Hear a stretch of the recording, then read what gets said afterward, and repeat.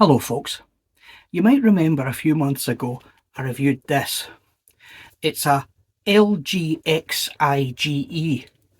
homage to a rather popular and very expensive watch. Now,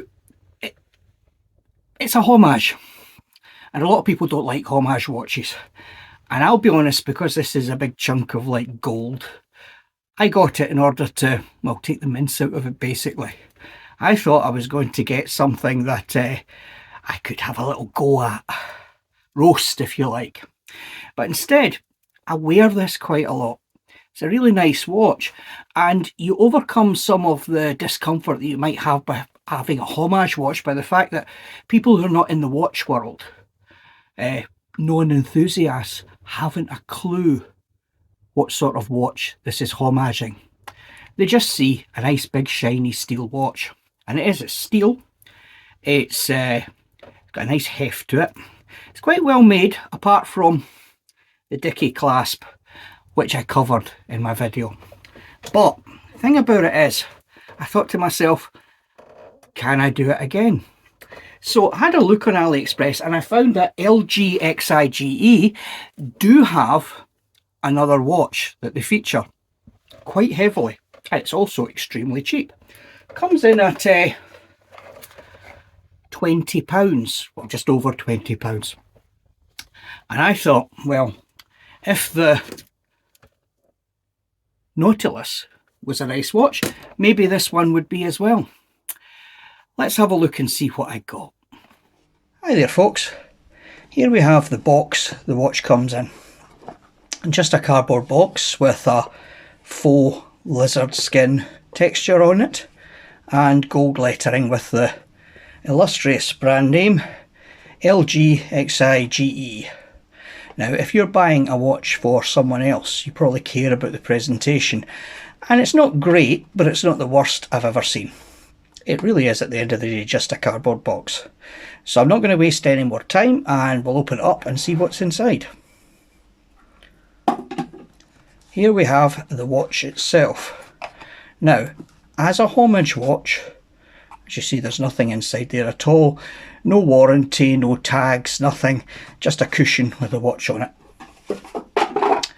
Now what we have here is a homage, and we all know what that means. It's a watch that looks rather a lot like a more expensive watch.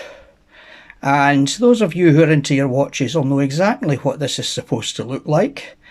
It's a well-known brand with a date and a day on the face. Let's get a little closer look here. It has rose gold finish anyway, rose gold tone. And you'll be able to see that hand ticking round a second at a time. So of course we're looking here at a quartz movement. So straight away on the dial we have a superlative chronometer, officially certified. Is just a big fat lie. We have applied markers, and the face actually looks quite nice, although I would say that the dial is the high point here. The finish on the rest of the watch is very shiny. The fluting on the bezel is quite nicely executed. There is a sunburst on the dial, and those applied markers are actually really quite nice. They're kind of well put on and they line up quite well. There is, as you can see, a date magnifier over the date window at 3 o'clock there. It does magnify. I don't know if I can catch the light there. You see there's the little date, and there's the magnified version. But the magnification isn't fantastic. Now we'll get this off the cushion and do some measurements. Here we have the watch off its cushion, and the first thing we'll do is weigh it here. Now that's 102 grams. Now what I'd say about that weight is it's abundantly clear that this is not a solid gold piece. But then you weren't expecting that for £20 sterling anyway. Right. That weight is indicative that this watch is not a solid gold piece, but it's also on the light side for a steel watch of these dimensions, which I'm going to measure just now, and then we'll have a wee word about that. First of all, the case diameter.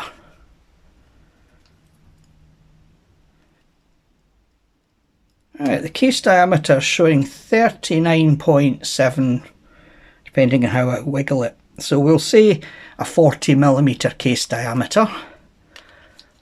The thickness, 13.5mm. The lug to lug, 47.5mm. And the all-important lug width, let's see if I can, I always find this one a bit fiddly. 20mm, 20.3mm I'm getting here, but I'm not really measuring it that well. Hang on. Yeah, it's a 20mm lug width. Now, the bracelet, I'm a sucker for a President bracelet. And I have to say that despite feeling quite light, it does appear to be solid links, and it looks lovely. There is a brushed outer link and a polished middle link. The clasp is lightweight pressed steel, nothing to write home about. It's got the LGXIGE crown, and it is just made of pressed steel basically, not heavy. Now, what I was saying a minute ago about the weight of the watch just doesn't feel right. Even for a steel piece, not a gold piece, this watch is on the light side. And I noticed a couple of little things that I want to draw your attention to. Now, don't try it at home, but I did touch a magnet to the case and to the bracelet and found that they were steel. Contrary to what I expected, I was expecting to find this to be a sort of zinc alloy case. But if you have a look, I don't know if the camera's picking this up, but there's a little bump visible here on the side of the case. And on the lugs, you can see that they have also a little, I'll call it an inaccuracy in the smoothness. There's something odd about them. Now I lifted out the bracelet, and this is what I found. Now what you can see here is that this case is made of folded metal. Now I've never encountered a folded metal case before. I have encountered really crappy zinc alloy cases, but never a folded steel case. Now, hats off to them, because I don't know how they did it, but I also wonder why the hell they did it. The watch in the hand feels light and crappy. I have to be perfectly honest here. It looks nice, although it looks nicer here in natural light. I'm actually filming this in front of a window than it does in artificial light, where it looks really pretty gaudy, and I think that's because of the polished surfaces on the watch. Now what we have is an unsigned and not screw-in winder. We have what looks like a screw-on oyster case back, but I popped that off and I found that it wasn't turning when I was using my friction ball or my tool, but I was able to open it up with case back pry. There doesn't seem to be a thread cut in there, it's just pressed on. And that, together with the questionable tolerances that one must get from a folded steel case, and the fact that the crown isn't a screw-in leads me to believe that this will not be at all waterproof. I wouldn't trust it to be 30mm, never mind 30 metres, and certainly wouldn't go swimming with it. However, when I popped the case back open, I found this. This is the movement inside the watch. And although it's a quartz movement, it's actually quite a reasonable little movement. You find these inside day-date watches from the likes of Invicta. And I know that that's not great praise, but nevertheless, these are actually nothing wrong with these movements at all. They come from Seiko Epson, and a decent little budget movement. If you have a look here, that's how much they are available for on Amazon if you needed to replace the movement, round about a tenner. So that's half the value of this this watch. Now, what am I going to say about this? When I bought the LGXIGE, I'll call it the Naughty. When I bought that, I was expecting something a bit naff, and was pleasantly surprised at how nicely finished and pleasant the watch felt on the wrist. Looks great. This, on the other hand, it doesn't look bad here in this light, but I can assure you that under artificial light, it really does not speak to any great quality. The crystal here is a flat mineral crystal. And although the magnifier works, I think the dial looks quite attractive. It's not just about how a watch looks, folks. This just doesn't feel nice. This is on par with cheap novelty offerings that you can maybe buy on holiday on the beach. It's not a bad looking watch for occasional wear, but I've got to say that for less than £20 I got the Tevis Faux Divers quartz watch, and it was actually a really quite decent watch, despite of course having an alloy case which was chrome plated or something. I actually think that this one, the folded steel, is also chrome plated because it has a very shiny aspect, but you don't get the impression that it's been polished. So I think that this is some sort of a applied coating on top of this pressed steel, which is hollow. Now, this one isn't going in my watch box, guys. This is one of these ones that you basically chalk up to, I bought it and reviewed it, so you don't have to. I think that this watch is it's more of a novelty item than anything else.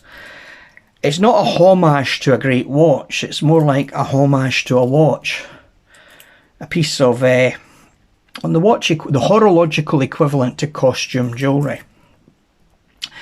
If you wanted to go to a fancy dress party dressed as Roger Federer, this would be a good purchase for you.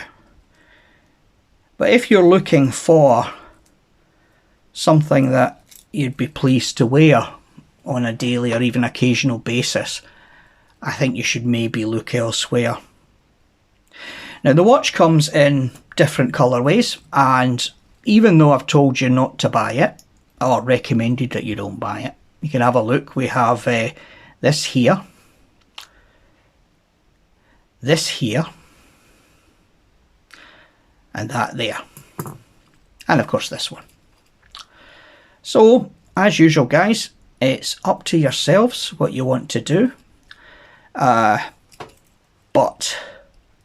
take this video as a warning that this isn't going to satisfy any fantasies that you might have of wearing something that feels good and looks like something that's far more expensive. The watch does look quite nice here, but in real life it appears to be a lot gaudier than it appears, and that's mostly down to the weight not being right and the overly shiny finish. I'd call it an overly shiny finish.